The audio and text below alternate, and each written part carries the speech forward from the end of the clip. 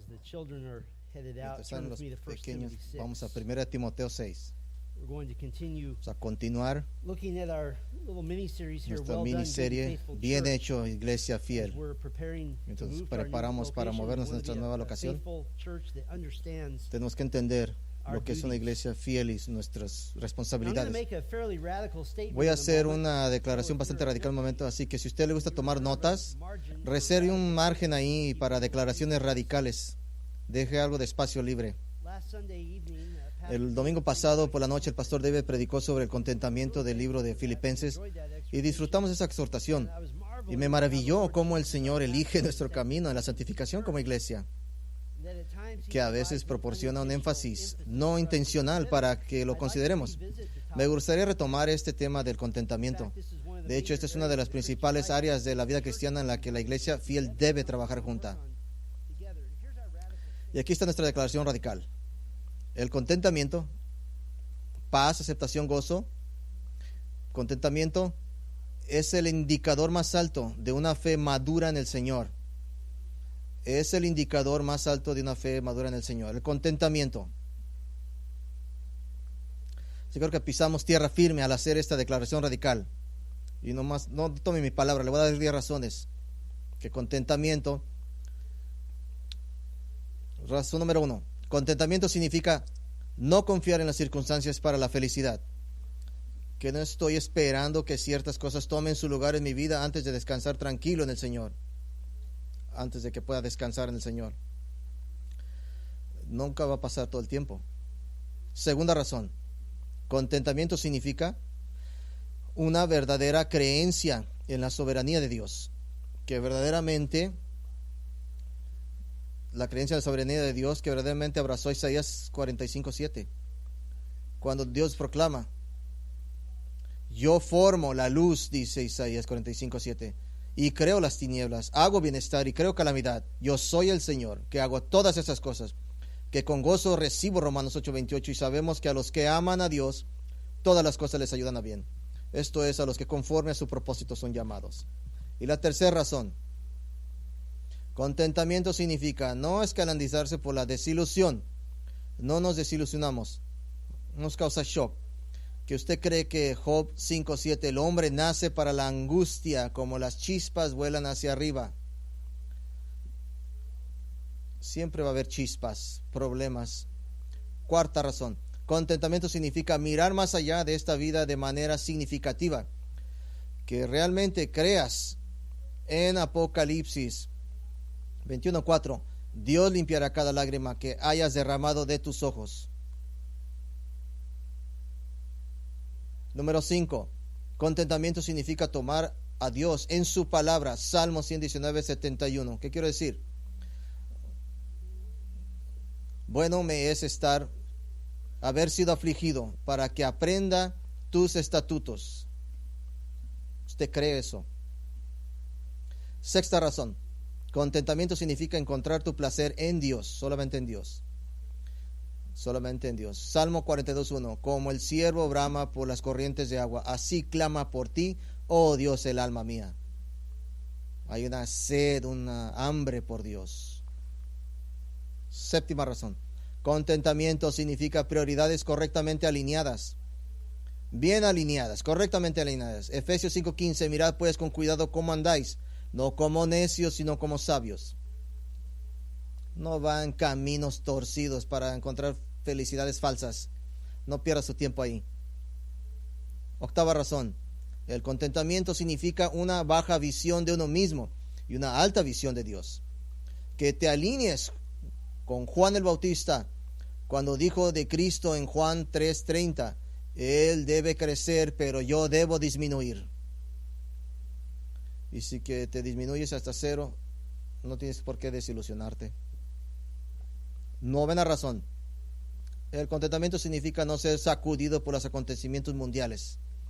El cristiano que siempre está viendo las noticias y apurado, deje de ver las noticias. Está en desobediencia, no está contento. Mateo 24:6 dice, y oiréis de guerras y rumores de guerras. Mirad que no os alarméis, porque es necesario que esto suceda, pero aún no es el fin. 10. El contentamiento significa aceptar el sufrimiento como un bien supremo. Santiago 1, 2 al 4. Tener por sumo gozo, hermanos míos, cuando os halléis en diversas pruebas, porque sabéis que la prueba de vuestra fe produce constancia, y que la constancia tenga su pleno efecto para que seáis perfectos y completos sin que os falte nada. Es que otra vez, este contentamiento radical, paz, aceptación, gozo, es el indicador más alto de una fe madura en el Señor. Para ser claros, algunas de las cosas que el contentamiento no es una emoción. No es una emoción. Realmente no tiene nada que ver con tus sentimientos, aunque la verdadera satisfacción es un aliado. Es posible estar sufriendo una depresión severa con causas desconocidas y sin embargo estar contento, porque el contentamiento no se basa en cómo se siente. Si me pego en un dedo con un martillo, te lo digo por experiencia, puedo estar contento. No quiere decir que estoy feliz, no estoy regocijándome por darme en el dedo. No es una emoción, ni tampoco es una falsa felicidad. Una falsa felicidad no es pretender que la pena y el dolor no existen. Solo tenemos que mirar al único hombre perfectamente satisfecho que jamás haya existido, Jesucristo, y unirnos a Él en el jardín de Getsemaní mientras clamaba a Dios para que el contentamiento no significa fingir una felicidad circunstancial. Así es que nuestro pasaje esta mañana, 1 Timoteo 6, 6 al 10, trata del contentamiento en relación con el amor al dinero. Vamos a leer el pasaje y luego estructuraremos nuestros pensamientos en torno a la estructura de estos 5 versículos. Vamos a leer 1 Timoteo 6, 6, 10.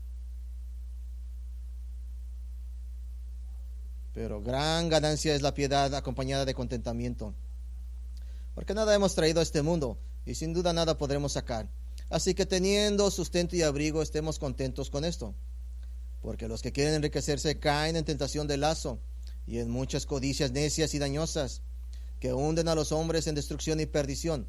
Porque la raíz de todos los males es el amor al dinero, el cual codiciando algunos se extraviaron de la fe y fueron traspasados de muchos dolores.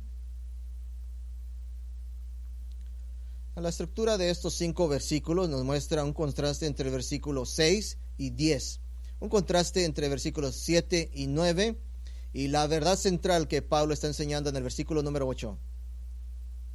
Así es que vamos primero a contrastar de riqueza verdadera y pérdida total. Vamos de fuera para el medio. Es que lo primero lo vamos a llamar de riqueza verdadera y pérdida total, ese contraste. Ese es el orden que se presentan en el texto. Pero para animarme, voy a comenzar con pérdida total para que podamos movernos hacia la verdadera riqueza. Pérdida total, en versículo 10. De nuevo, así que el amor al dinero se nota en el énfasis pecaminoso del corazón. Así, mientras leemos el versículo 9 y 10, vemos un énfasis de cosas del corazón, el deseo de ser rico. Versículo 9, versículo 10, amor al dinero, este antojo, es solo para, esto es cosa del corazón, solo para aclarar a lo que a menudo se presentan como verdad, pero que en realidad es lo que algunos han llamado un mito cristiano. El texto no dice que el dinero es la raíz de todos los males, más bien es la actitud del corazón del amor al dinero, y esta actitud del corazón no tiene nada que ver con la cantidad que tienes. Nada que ver con eso. ¿Cuánto tienes en tu cuenta del bancario? La versión correctamente traducida raíz en el artículo definido raíz de toda clase de males, contra la traducción más antigua, más tradicional, con el artículo definido la raíz de todo tipo de mal, en Nueva King James y varias otras traducciones más antiguas. Entonces, ¿cuál es? Pero aquí se requiere equilibrio. Decir que el amor al dinero es la raíz de todo tipo de mal es exagerar el lugar de este pecado. Pero, en otra mano, la oración griega coloca la raíz al comienzo de la oración, lo que da un gran énfasis. En otras palabras, El amor al dinero no es la singular y única raíz de todo tipo de maldad, sino que está en una pequeña clase horrible de pocos pecados de raíz que tienen consecuencias devastadoras. Esta es la categoría de abominaciones mayores al Señor, encontrado en Proverbios 6, 16 al 9. Dice el 16: 6 cosas hay que aborrece Jehová, y 7 le son abominación: ojos altivos, lengua mentirosa, manos derramadoras de sangre inocente, corazón que maquina planes perversos, pies que se apresuran a correr al mal, y el testigo falso que respira mentiras, y el que siembra discordia entre hermanos. Esos son pecados en una clase, en una sola clase. Este pecado de amor al dinero es el pecado de codicia, de querer con todo mi corazón y sé lo que no tengo. Querer con todo mi corazón lo que no tengo. Y nota al margen, pensar en ello aún es malo. Usted puede estar preguntando, ¿cómo puede una persona rica con dinero ser culpable de querer lo que tiene? Simple, muy sencillo. Siempre quieren más. Nunca es suficiente. Este es el impulso. Este es su Dios. No se llenan. Segundo, nota al lado. ¿Cuál es la diferencia entre una persona que adquiere riqueza con éxito o cualquier otra cosa y la persona culpable de codicia, de amor al dinero? ¿Cuál es la diferencia? Nomás hay una diferencia: la actitud del corazón. Y solo Dios juzga eso. Y en última hora esto se convierte en un asunto de salvación. ¿Cómo puede ser una cosa de salvación? ¿Qué importa si yo amo el dinero? 1 Corintios 6:10: los ávaros no heredarán el reino de Dios. Empezamos a ver, estamos viendo, esto es algo muy arraigado, muy arraizado. Pablo nos da 2 consecuencias terribles de la codicia habitual. La primera: se han desviado de la fe. Se han desviado de la fe, dice Pablo. En las epístolas pastorales, la fe normalmente se refiere a la fe salvadora en Jesucristo. Significa, estaban alrededor del cristianismo, alrededor de la iglesia, pero nunca en Cristo. Estuvieron cerca ahí, involucrados, pero nunca en Cristo. Y observa el contexto más amplio.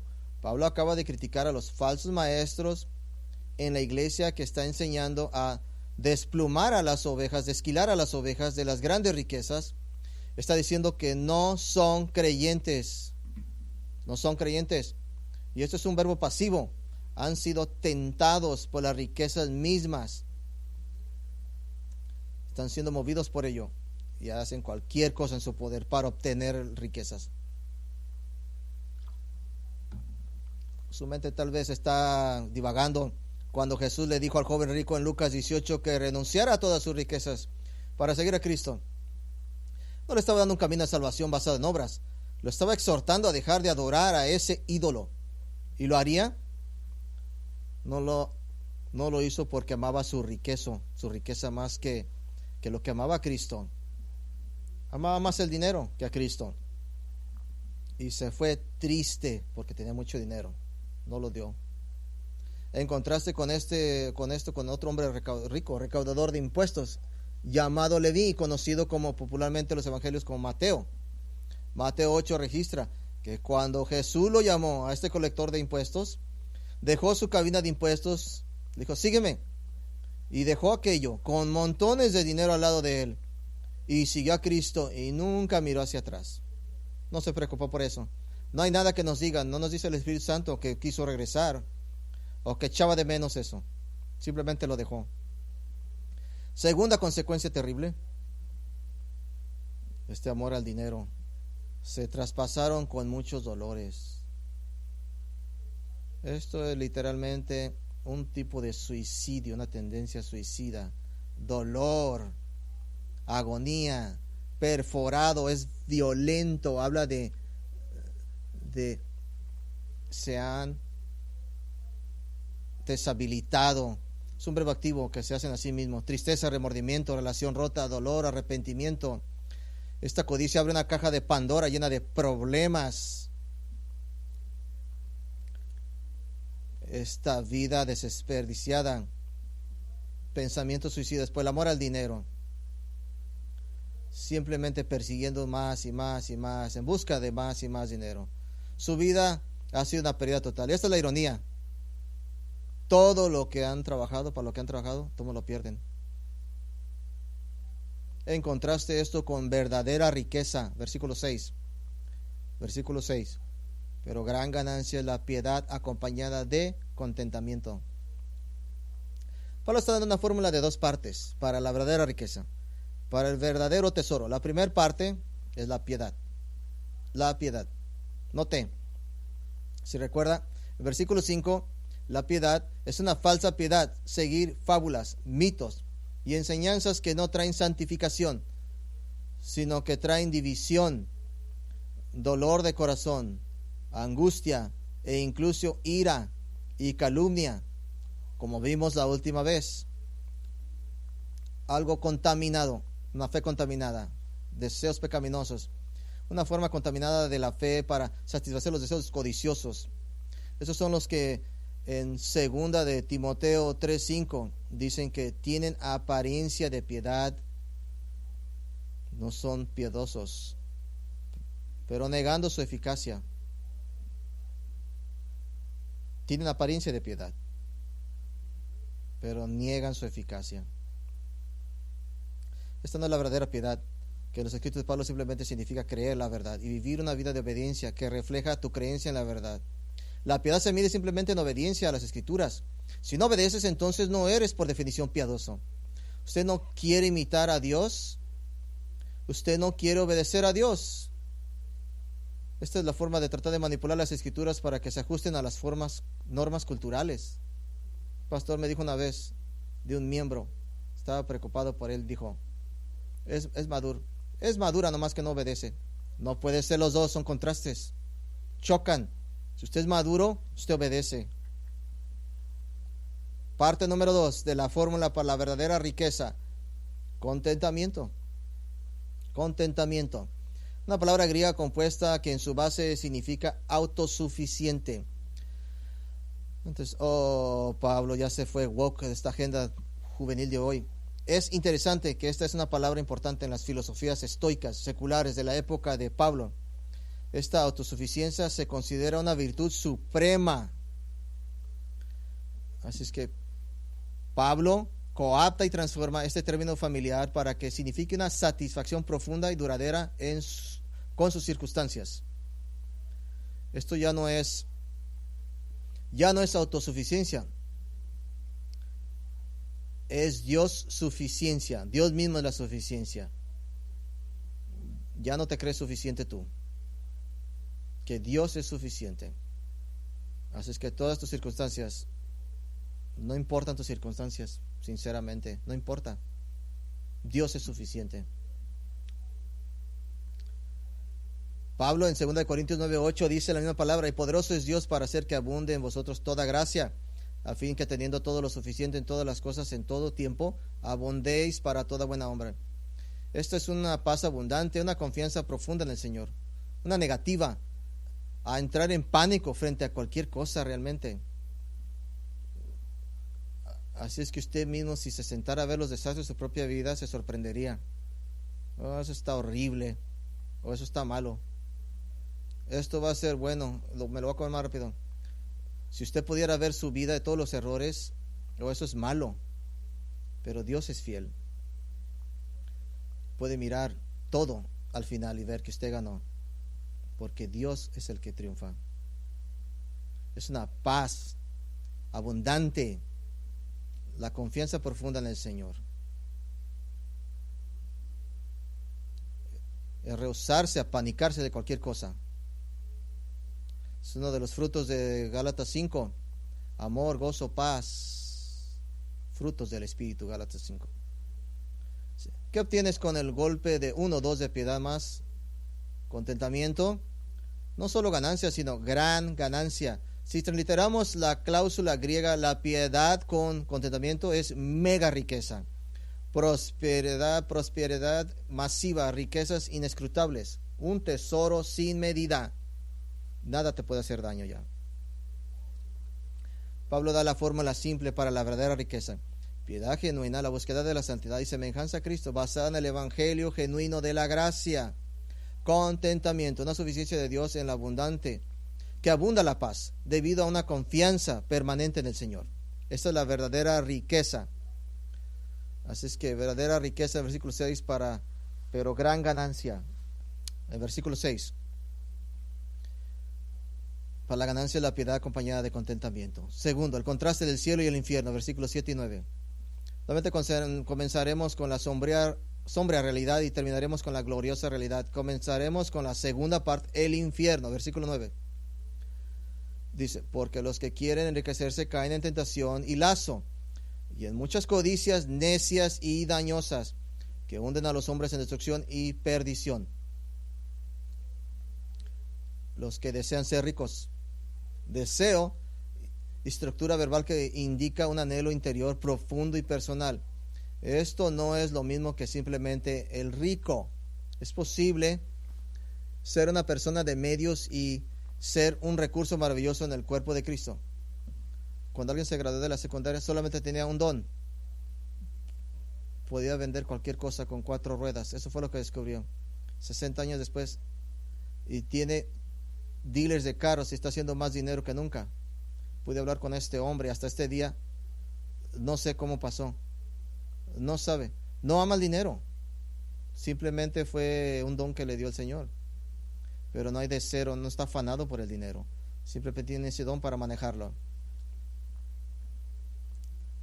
Así es que ser rico, es posible ser persona con dones y ser un recurso maravilloso en el cuerpo del Señor. Cuando vemos a 17 y 19 lo trataremos en un mensaje separado. A los ricos de este siglo manda que sean que no sean altivos. Dice que es que en versículo 9 caen en esta trampa. Caer en esta trampa está asociado con caer en una trampa. Caer generalmente asociado en un gran peligro espiritual. 1 Timoteo 3:6. Un anciano no debe ser un converso reciente, no sea que se hinche de vanidad y caiga en la condenación del diablo. Eso es peligroso. Mateo 12:11. Habla de una oveja cayendo a un hoyo y ahora en gran peligro. Lucas 6:39. Jesús dice que una persona no salva no puede acusar a otra persona no salvado de pecado. Y ambos se dirigen hacia la destrucción. ¿Puede un ciego guiar a otro ciego? ¿No caerían ambos en un pozo? Dos incrédulos hablando de moralidad. Los dos se van al hoyo. La misma palabra que usó Jesús en Lucas 10:36. Palabra del hombre que cayó entre ladrones, quien fue golpeado y dejado en el camino. Y la misma palabra en Hebreos 10:31. Horrenda cosa es caer en manos del Dios vivo. Punto de Pablo, el deseo del corazón de ser rico es algo que debe aterrarle, debe tenerle temor. Y para entender esto, enumeramos 3 peligros. Primer peligro es tentación. Tentación es una tentación autoinfligida. El salmista advierte en el Salmo 62:10: si aumentan las riquezas, no pongas en ellas tu corazón. Salmo 49:6 advierte sobre la tentación de confiar en sus riquezas y jactarse de la abundancia de sus riquezas. Salmo 52:7: mira al hombre que no hizo de Dios su refugio, sino que confió en la abundancia de sus riquezas y buscó refugio en su propia destrucción.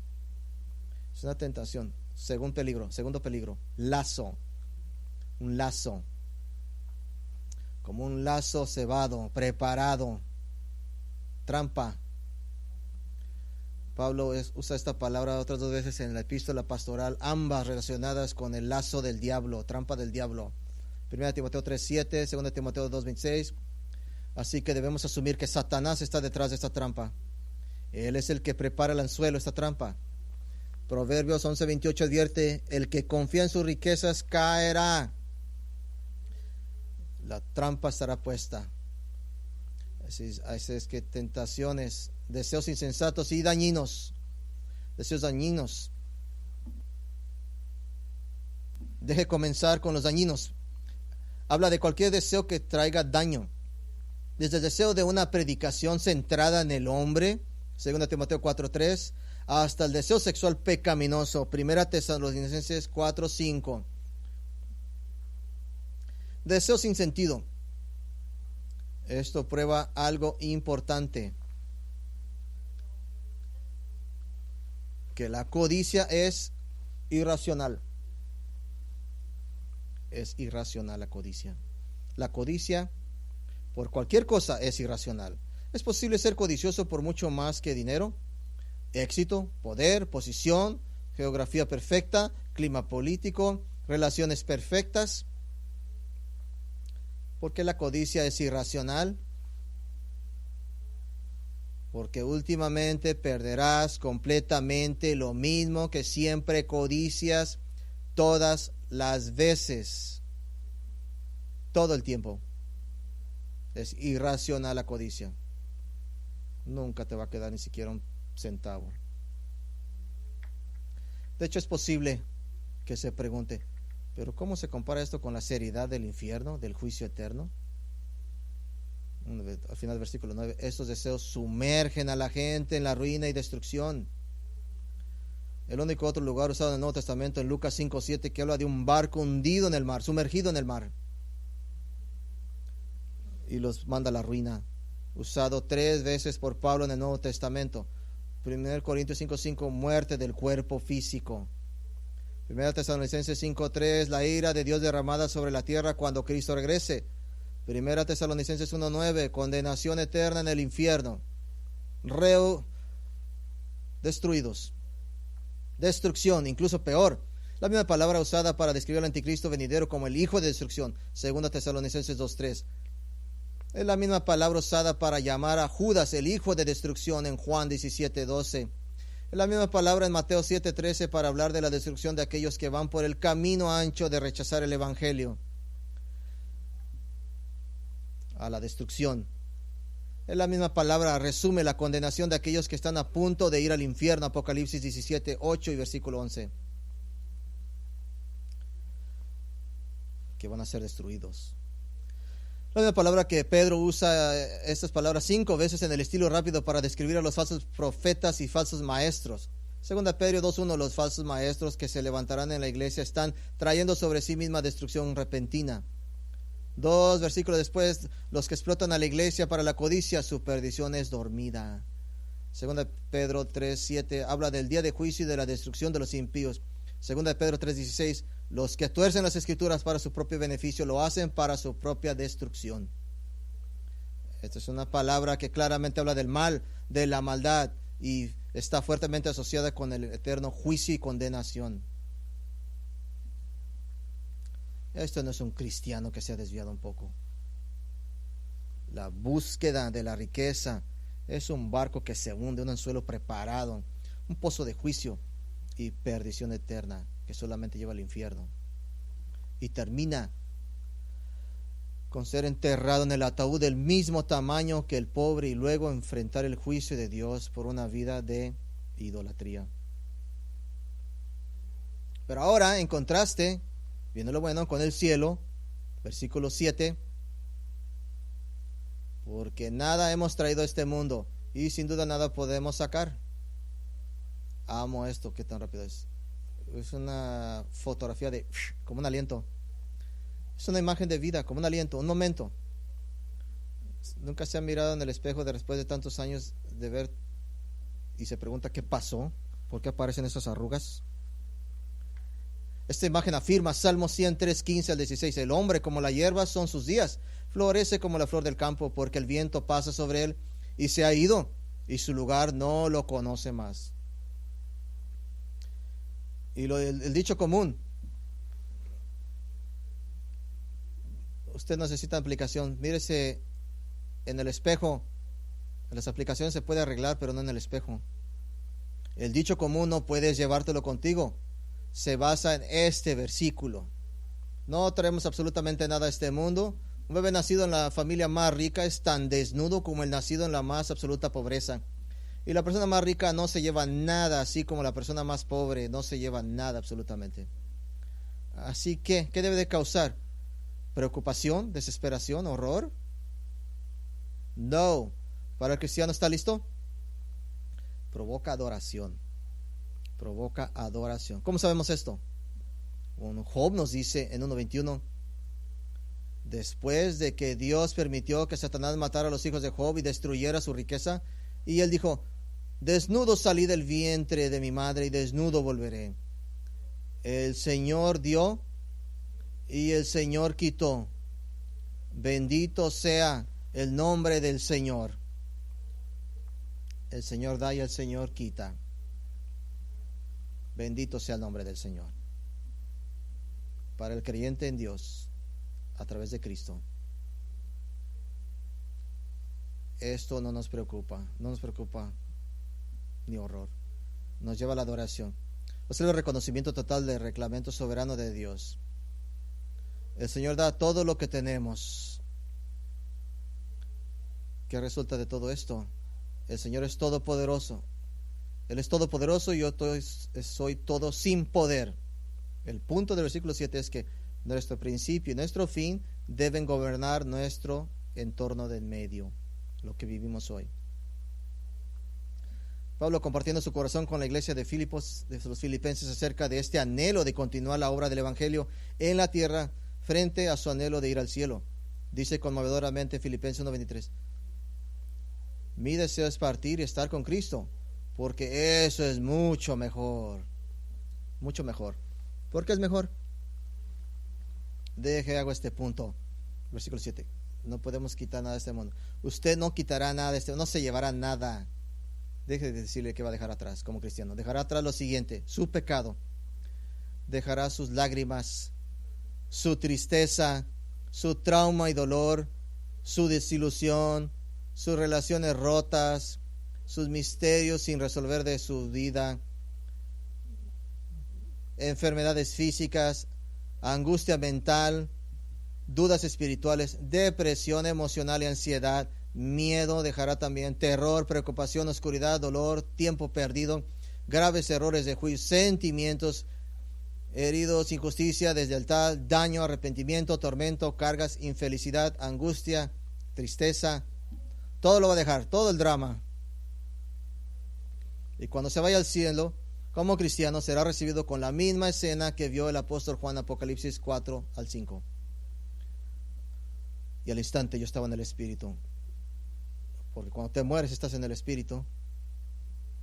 Y aquí es lo que va a haber. Y un trono establecido en el cielo. Uno sentado. Y el aspecto que estaba sentado era semejante a piedra de jaspe y de cornalina. Y había alrededor del trono un arcoíris semejante al aspecto de la esmeralda. Y alrededor del trono había 24 tronos, y vi sentados en los tronos a 24 ancianos, vestidos de ropas blancas, con coronas de oro en sus cabezas. Y del trono salían relámpagos y truenos y voces. Y delante del trono ardían 7 lámparas de fuego, las cuales son los 7 espíritus de Dios. Y delante del trono había como un mar de vidrio, semejante al cristal. Y junto al trono, y alrededor del trono, 4 seres vivientes llenos de ojos delante y detrás. El primer ser viviente era semejante a un león. El segundo era semejante a un becerro. El tercero tenía un rostro como hombre. Y el cuarto era semejante a un águila volando. Y los 4 seres vivientes tenían cada uno 6 alas, y alrededor por dentro llenos de ojos. Y no cesaban día y noche de decir: Santo, Santo, Santo es el Señor Dios Todopoderoso, el que era, el que es y el que ha de venir. Y siempre que ellos seres vivientes dan gloria y honra y acción de gracias al que está sentado en el trono, al que vive por los siglos de los siglos, los 24 ancianos se postran delante de él que está sentado en el trono, y adoran al que vive por los siglos de los siglos, y echaban sus coronas delante del trono, diciendo: Señor, digno eres de recibir la gloria y la honra y el poder, porque tú creaste todas las cosas, y por tu voluntad existen y fueron creadas.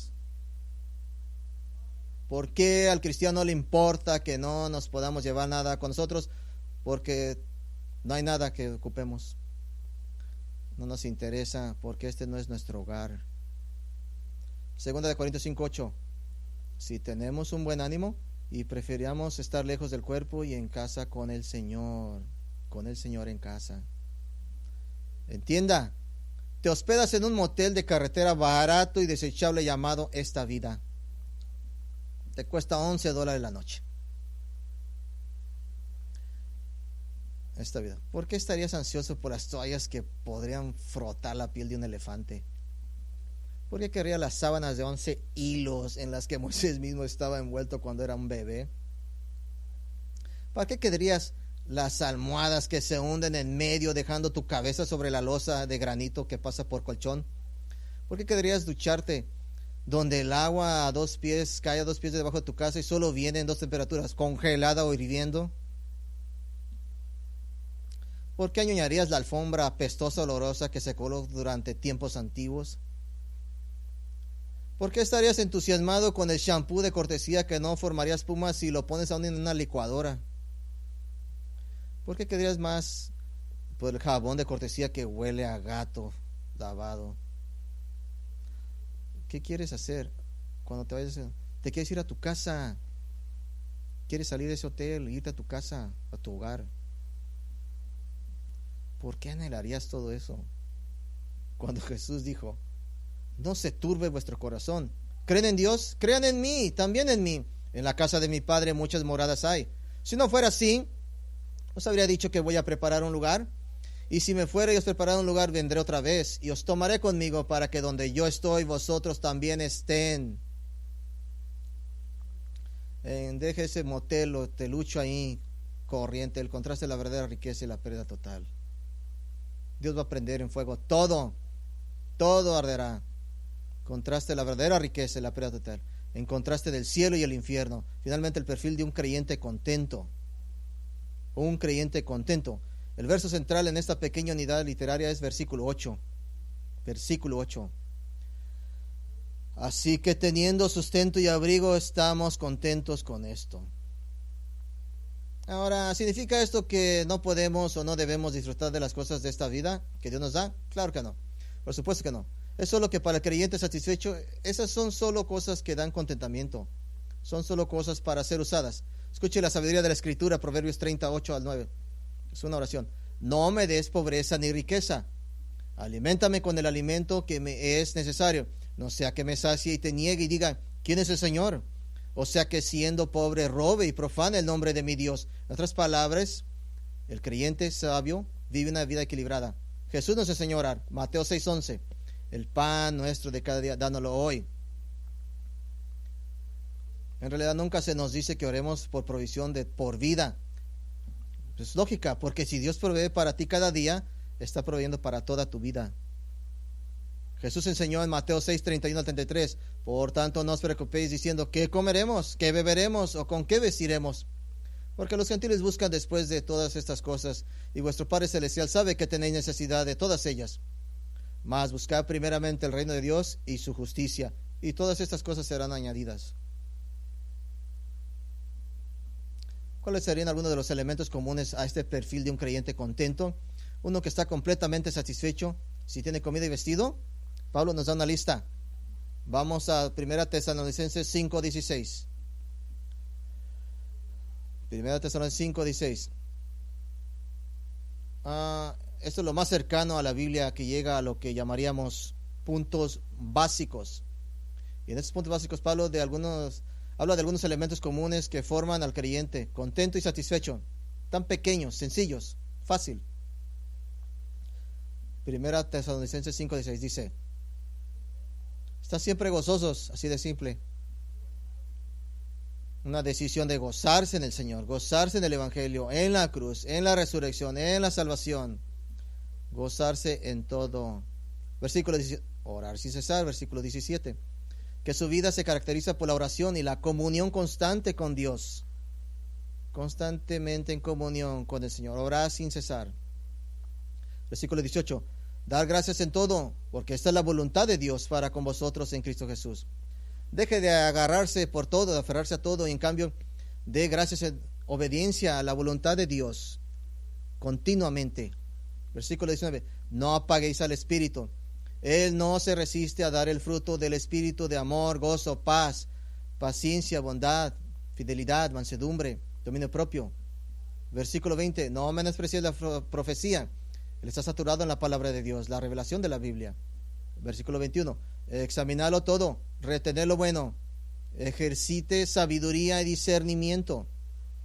El 22 versículo, absteneos de toda especie de mal. No está enamorado de maldad y de pecado. No batalla con el amor al dinero. Versículo 23. Y el mismo Dios de paz os santifique por completo y todo vuestro ser, que toda su mente celestial, irreprensible para la venida de nuestro Señor Jesucristo, una mente celestial, pensar de las cosas divinas. Para los creyentes jóvenes, vivir una vida que es en paz. Piensen en el cielo. Sí, tal vez piensen que hay muchas cosas que quiero vivir. Les quiero recordar del último versículo de nuestros favoritos del himnario. Viviremos miles de años. No creo que estemos creando nada, inventando nada. Ojalá hubiera ido a Hawái. No va a estar pensando en eso. Debe tener una mente celestial. Versículo 24. Fiel es el que os llama, el cual también lo hará. Él tiene la seguridad de la salvación porque Dios es fiel. Ahora, cuando Pablo dice, si tuviéramos comida y ropa, con esto estaremos contentos, tengo una sospecha. Sospecho que está usando el recurso literario conocido como hipérbole, exageración. ¿Por qué?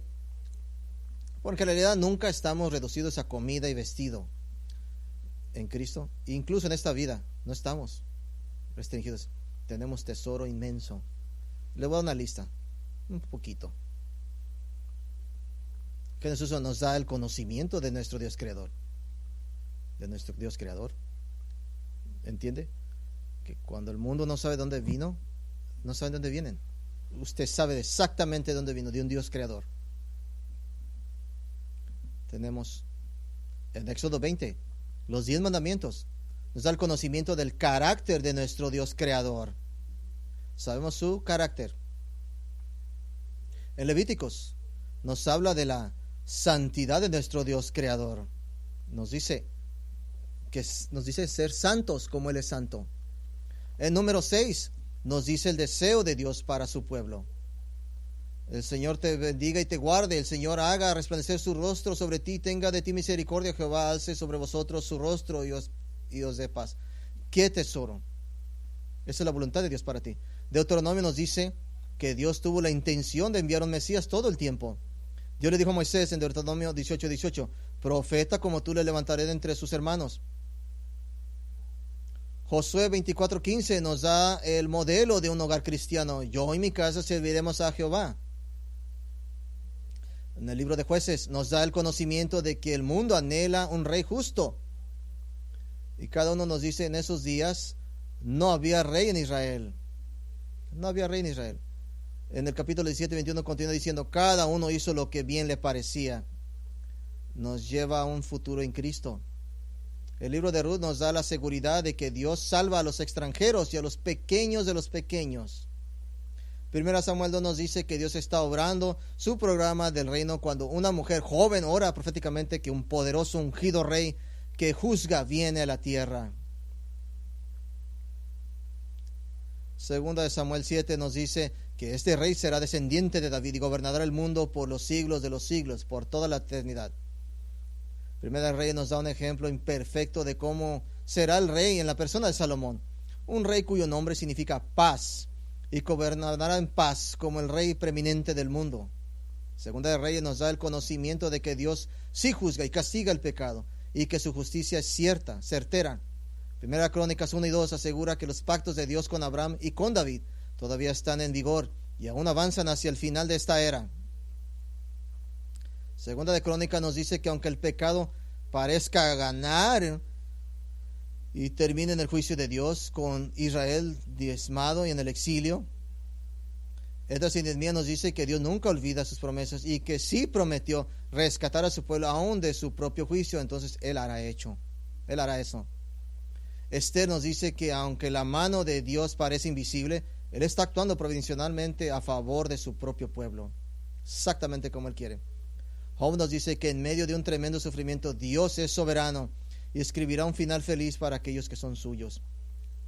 El libro de los Salmos nos dice que la adoración debe ser nuestra principal preocupación en esta vida. Este es el más largo de todos los libros de la Biblia, que todo termina en esa gloriosa Todo alabe al Señor. Proverbio nos da la sabiduría para vivir como creyentes que guardan el pacto en Cristo con excelencia y obediencia al Señor. Eclesiastés nos dice que disfrutemos de la vida, pero que no nos aferremos demasiado a ella y que pensemos en la eternidad. Eclesiastés dice: el fin de todo ha sido escuchado. Cantar de los Cantares describe gloriosamente el regalo de Dios, del matrimonio humano y del deleite. En Isaías nos dice Dios que juzga el pecado y da gracia. Isaías 1:18: venid ahora, dice Jehová, estaremos a cuenta, aunque vuestros pecados sean como la grana, como la nieve serán emblanquecidos, aunque sean rojos como el carmesí, serán como lana. Isaías 53 dice: pero fue traspasado por nuestras transgresiones, fue molido por nuestras iniquidades. Jeremías 31 predice la venida de un nuevo pacto, del cual nosotros somos ahora participantes en Cristo. Lamentaciones nos enseña la gracia de Dios aún en medio del dolor y la angustia. Ezequiel nos recuerda que Dios está enviando un gran príncipe, el Señor Jesucristo, que gobernará este mundo algún día. Daniel nos muestra que Dios es soberano sobre los asuntos de todas las naciones y al final resucitará a los muertos para enfrentar el juicio o la vida dependiendo de su posición ante Dios. Osea nos dice que Dios salva radicalmente a los perdidos que se prostituían tras otros dioses. Joel nos dice que aunque el juicio de Dios se acerque, derramará su espíritu sobre sus escogidos. Amós nos dice que algún día el mundo será maduro y fértil, pacífico y próspero y abundante cuando el Salvador esté reinando sobre nosotros.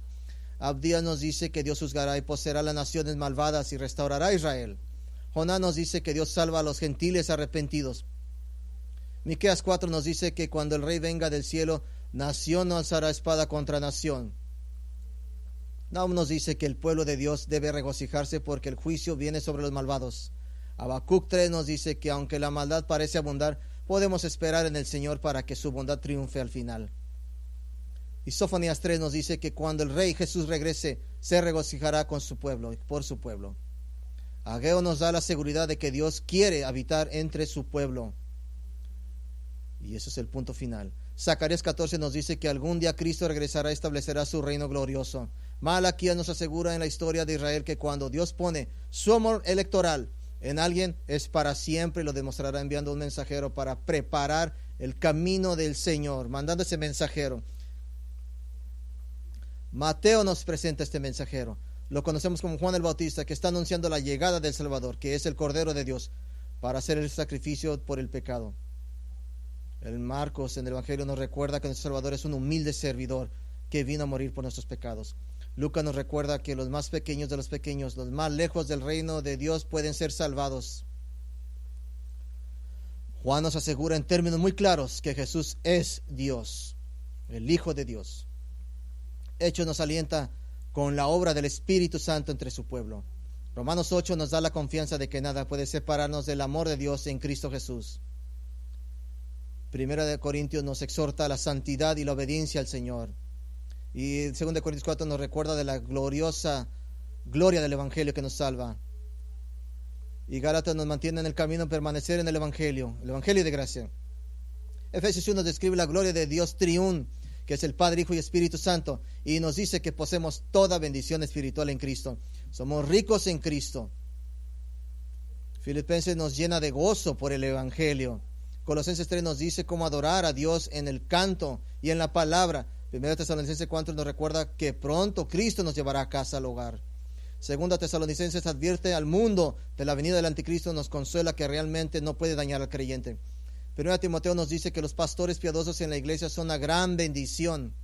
2 Timoteo 4 les dice a esos pastores qué hacer y cómo hacerlo. Tito 2 explica cómo vivir una vida diaria normal como un cristiano, como un hijo de Dios. Filemón nos exhorta a perdonar como Dios nos ha perdonado. Y el libro de Hebreos exalta a Cristo como el último y final sacrificio por el pecado. Santiago nos da la sabiduría para vivir como creyentes del nuevo pacto en Cristo. 1 Pedro explica cómo vivir vidas santas en tiempos de sufrimiento. 2 Pedro 1 dice que tenemos todas las cosas, ¿listo?, que pertenecen a la vida y a la piedad. Están llenos de tesoros. 1 Juan nos grita juntamente que a los verdaderos creyentes se aman unos a otros. 2 Juan nos exhorta a permanecer en el verdadero evangelio de Cristo. 3 Juan nos mantiene centrados en la misión de la obra del evangelio en un mundo moribundo. Judas nos da un propósito, que contendamos por la fe que fue entregada una vez por todos a los santos. Y Apocalipsis nos asegura con las palabras de Cristo como en Apocalipsis 20:22. Ciertamente vengo pronto. Así que cuando Pablo dice que podemos estar contentos si todo lo que tenemos es comida y vestido, estaba bromeando. Porque según Romanos 8:16-17 somos hijos de Dios y si hijos también herederos, herederos de Dios y coherederos con Cristo Jesús. Ustedes son los hombres y mujeres del reino de Dios, nomás que todavía no se les dan las cosas. Según 1 de Pedro 1:4, usted tiene una herencia incorruptible, incontaminada, que no desvanece, guardada en el cielo para usted. Le voy a dar dos aplicaciones rápidamente. Primera, si ama el dinero, ama las cosas de este mundo. Tenga cuidado porque es probable que no pertenezca a Cristo. Tenga cuidado porque a lo mejor es probable que no pertenezca a Cristo. Pablo nos hace más claro. Y si perteneces a Cristo, ten cuidado de parecer que no lo eres. La segunda aplicación. Si perteneces a Cristo, tenga cuidado de no parecer que no eres. ¿Cómo se manifiesta la codicia? ¿Cómo se puede manifestar el amor al dinero? De muchas maneras. Visión del dinero como si me pertenece a mí. Salmo 24 dice que no. Un constante hablar y pensar en el dinero, más allá del simple ser responsable con los recursos que Dios te ha dado. No esté pensando sobre el dinero, hablando del dinero, que no sea su propósito. La búsqueda de la riqueza con exclusión de las prioridades piadosas, como su matrimonio, su familia y el servicio del Evangelio. Una tacañería, quejar en dar para la obra del Evangelio. No sea tacaño, no se esté quejando. Mateo 6:21, porque donde esté vuestro tesoro, ahí estará también vuestro corazón. Una negativa, una incapacidad de confiar en el Señor para la provisión, sin concepto de vivir por fe. Sí, trabajando duro, pero aún viviendo con temor constante de no tener suficiente. Ninguno de ustedes va a pasar por hambre y te van a decir los ángeles, no sabemos qué fue lo que pasó, discúlpanos, eso no tenía que haber pasado, no sé qué pasó, no pudimos llevarte las cosas. Definición de deseos como necesidades, tenga cuidado. Pablo lo redujo muy bastante, comida y ropa. En lugar, vamos a las palabras de Cristo. Por tanto, no os afanéis diciendo qué comeremos, qué beberemos o qué vestiremos. Porque los gentiles buscan todas estas cosas, y tu Padre Celestial sabe que los necesitas a todos. Pero más busca primeramente el reino de Dios y su justicia, y todas estas cosas serán añadidas a ti, a usted. Creo que lo más de acuerdo a lo teológico es una sola palabra. ¿Está listo? Relájese. Relájese. No lleve al final de su vida todo ansioso. Se va a morir de todos modos. Muera contento o muera apurado. Nomás una de dos puede hacer. Relájese. ¿Sabe que la vida del cristiano debe ser un gozo? ¿Sabe que la vida del cristiano debe ser un gozo?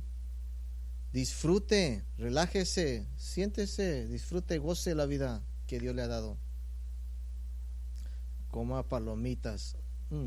Es interesante cómo va a salir el Señor de esta. Creo que usted que Job se hubiera mirado al final del libro, hubiera tenido menos problemas. Oh, mira, me van a dar doble al final. Usted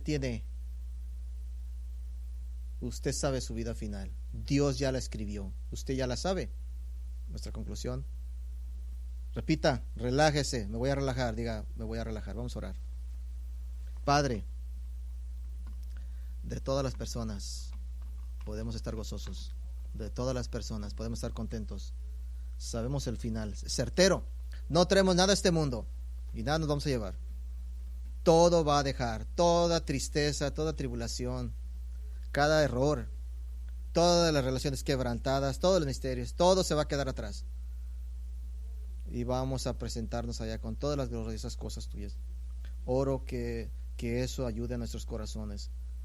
Oro por todos los santos que están aquí, que caminen en paz y que miren hacia adelante con una sonrisa en su rostro, sonriendo, sabiendo que es mejor estar contigo, Señor, en ese hogar. Que eso nos reine hoy en día, que ese pensamiento. Vamos a hacer lo que el salmista dice. Salmo 4. Que me acostaré en paz y tú, Señor, tú solo me guardas. Te damos gracias por la paz y el contentamiento que nos das en Cristo Jesús. En su nombre oramos.